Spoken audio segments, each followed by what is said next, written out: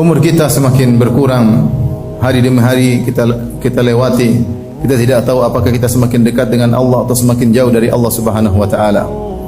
Di antara yang disesalkan oleh sahabat Ibnu Mas'ud radhiyallahu taala anhu, beliau berkata, "Ma nadimtu nadamati ala yaumin gharabat fihi syamsuhu naqasat fihi ajali."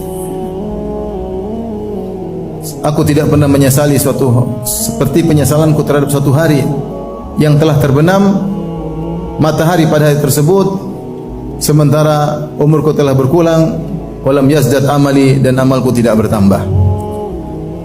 Maka seorang hendaknya evaluasi diri, menghisab dirinya untuk memperbaiki masa depannya dengan perbanyak amal soleh. Setiap ada kesempatan dia beramal soleh, maka lakukanlah. Jangan dia sepelekan amal soleh apapun. Dia tidak tahu mana amal soleh yang diberkahi oleh Allah Subhanahu wa taala, meskipun mungkin kecil di matanya. Dan jangan sekali-sekali dia meremehkan maksiat. Hati-hati dengan ucapannya, hati-hati dengan pandangannya, hati-hati dengan pendengarannya. Dia tidak tahu mana maksiat yang membuat Allah murka kepadanya. Karena al-jannatu aqrabu ila ahadikum min syiraki na'lihi wa naru mithlu dzalik. Karena neraka begitu dekat, lebih dekat kepada seorang daripada tali sendalnya, sebagaimana surga lebih dekat kepada seorang daripada tali sendalnya.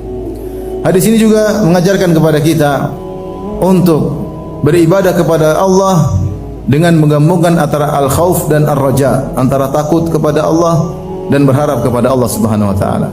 Allah mengabarkan bahwasanya seorang mudah sekali masuk surga. Sangat mudah, bahkan lebih dekat daripada tali sendalnya. Sebaliknya Allah juga mengabarkan seorang begitu mudah masuk neraka. Begitu dekatnya neraka, lebih dekat daripada tali sendalnya.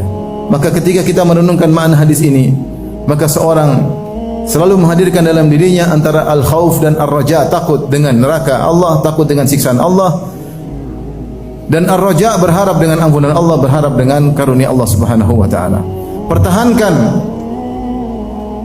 antara khauf dan raja ini dalam hati seorang sampai seorang akan meninggal dunia. Anas bin Malik meriwayatkan, dakhala an-nabiy sallallahu alaihi wasallam ala syabin wa huwa fil maut. Saudara Rasulullah sallallahu menjenguk seseorang pemuda dalam kondisi akan meninggal dunia. Maka Rasulullah SAW bertanya kepadanya, kaifa tajiduka, bagaimana kau mendapati dirimu?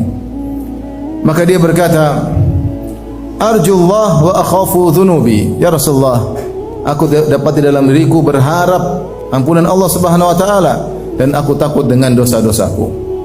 Ketika dia akan meninggal